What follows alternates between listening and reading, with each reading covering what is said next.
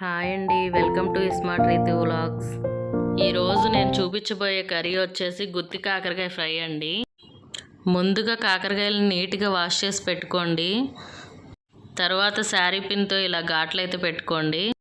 గుత్తి కాకరకాయలోకి మసాలా తయారు చేసుకుందామండి. కావాల్సినవి table spoon salt, table spoon కారం, టేబుల్ స్పూన్ ధనియాల పౌడర్, టేబుల్ స్పూన్ కొబ్బరి పౌడర్, 2 బెల్లం ముక్కలు, పెద్ద ఎల్లుల్లిపాయ ఒకటి.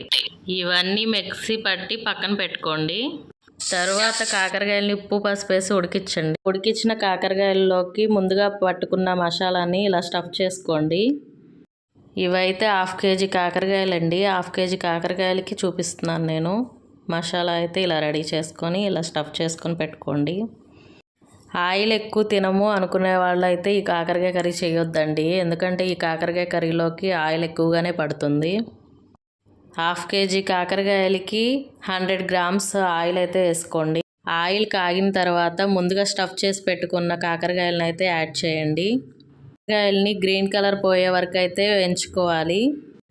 అవి మగ్గటానికి 15 to 20 మినిట్స్ అయితే పడుతుందండి. ఇలా మగ్గిన తర్వాత ముందుగా స్టఫ్ చేయంగా మిగిలిన మసాలాను అయితే ఇప్పుడు యాడ్ చేయాలండి. యాడ్ చేసిన తర్వాత 5 మినిట్స్ మగ్గనిస్తే సరిపోతుందండి. ఇంతేనండి, టేస్టీ గుత్తి కాకరకాయ అయితే రెడీ అయిపోయింది. ఇది 1 మంత్ వరకు నిల్వ ఉంటుంది. వీడియో ఎలా ఉందో కామెంట్ చేయండి. Please like, share and subscribe అండి. Thank you.